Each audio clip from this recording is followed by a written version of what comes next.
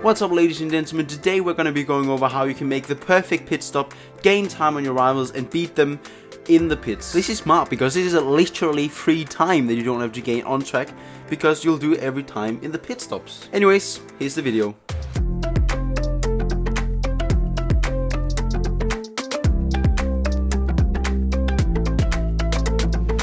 The venue for today's video will be the glorious Nürburgring Grand Prix circuit, as this track has the average characteristics of pretty much most circuits.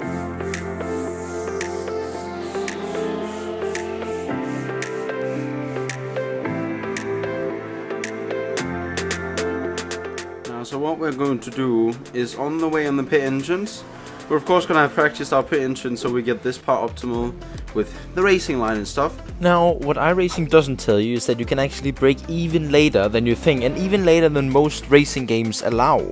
If we look at this piece of footage, you can see that I brake extremely late into the pit entry. Actually, I brake way too late. I overspeed the pit limit by a whole margin, and at this point I'll never make the pit speed at the white line. If we skip a couple of frames forward, you'll see at the pit entry point I'm overspeeding it at about 30 kilometers an hour. Now, before we can understand this, we need to go into depth with how the iRacing penalty system works and how it tracks your speed limit.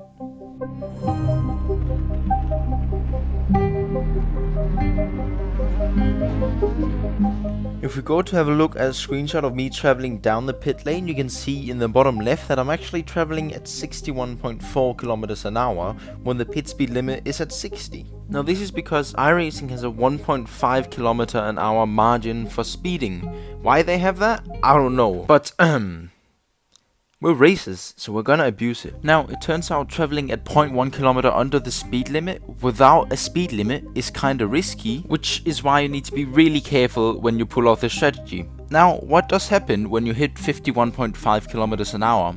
Well, you have about 3 seconds to slow down, and if you don't slow down within 3 seconds, you'll get a 40-second stop and go penalty, which you don't want. Bruh. Now, let's just say that you accidentally do speed. You actually have two choices on how to serve your penalty. You can either take the 40-second stop penalty when you're doing your pit stop, or you can turn off tires, fuel and the windshield tear off and only get 15 seconds. Obviously, on the second option, you also need to do a drive-through, and which one of them is most beneficial very much depends on how the pit lane is.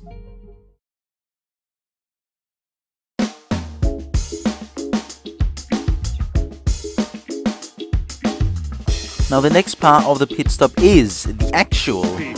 Well, you might be thinking, Marcus, there's no time to gain because you're just holding still. Well, that is straight up fact. But we do have a braking and an acceleration zone where there's plenty of time to gain. Now, the first thing we have to do is obviously spot our pitman. And after we're done that, we're going to be pulling into the braking zone. What's wrong with me? Anyways, what I like to do in the braking zone is just keep it in safety until I'm completely holding still. I know on this video I changed down in gear as I brake, but I figured out since then that I find it quicker just keeping it in sixth, braking, and when you're holding still you can change down to first so you're ready to accelerate out of the box. What we're doing when we're holding in the box is focusing on the indication of when we're going, if that is how much fuel we need to put in or when the tires are done or something like it, and just knowing how long time that stuff takes, we are ready to go on the exit.